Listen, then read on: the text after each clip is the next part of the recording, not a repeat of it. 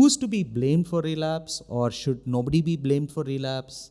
Is it part of the recovery? I'm sure the loved ones would always love to know this. And who doubles up there? What role do they play? So it's very interesting that recently one of our patients, while he was stepping out of the de-addiction center, Anunita, he was saying that this is a relapsing type of a problem. That means recovery happens with the death.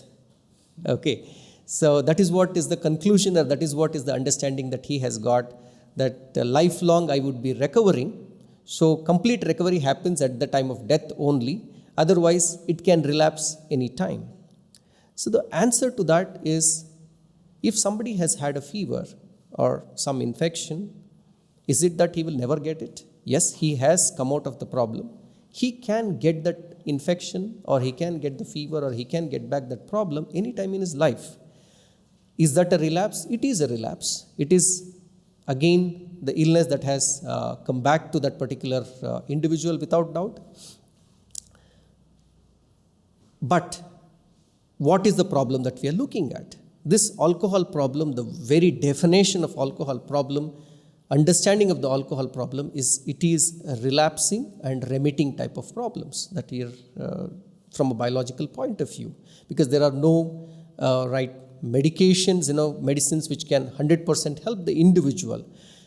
If there is a lapse or if there is a relapse, who is responsible for it? It is the problem which is responsible for it. It is neither the individual, it is not the family. They might be the contributory factor for the relapse, and relapse is not a setback.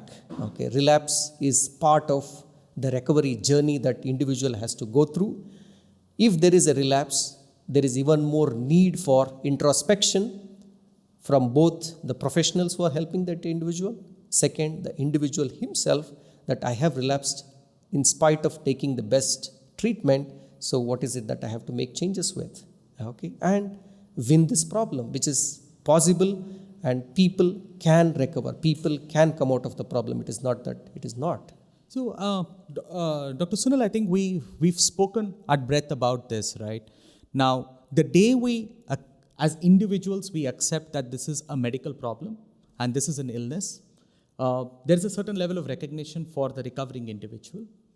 There's a certain responsibility of the family members, and there's also a responsibility of the society to say that, hey, listen, we look at it as an illness. Now, when we talk about reintegration for an individual who's been with alcoholism or alcohol dependence syndrome, the bigger problem, can he live with it? Can he be as functional as he was before, or before he slipped into this problem? During his recovery phase, can he work? Can he resume his education? Our belief is he should be able to.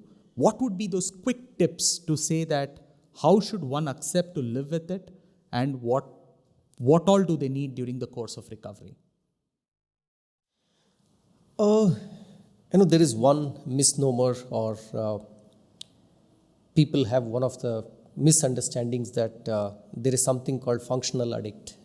Okay, this is again, I personally got to know from a patient who was recovering from our rehab center. He said that there is something called a functional addict, and I would like to be a functional addict. Okay, I asked him, what is this functional addict all about? He said, I can work, I can do my normal activities of life, and continue to take the drug or the substance or alcohol, whatever I am taking, because I am functional. Okay. So is that something which is appropriate? I don't know. I mean, I personally, I have reservations with that, but from a pure clinical point of view, for us to diagnose, for us to kind of treat, he has to fit into the two categories that we generally talk about. Whether this individual has abuse or harmful use, if this person has dependence syndrome that we are talking about. If it is not there, okay, it becomes a challenge medically to say should or should he not take the treatment? I think that is the core of the question that I think you brought about. Yeah.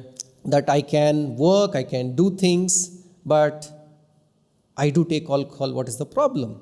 Okay, so it's a very dicey situation there, probably a very gray area where neither the medicine nor I think the law has any solution. So yeah, I mean, I also want to draw out a message to say that I am not the illness, but I live with the illness. You know, that's something that Absolutely. you know you could look at the way forward.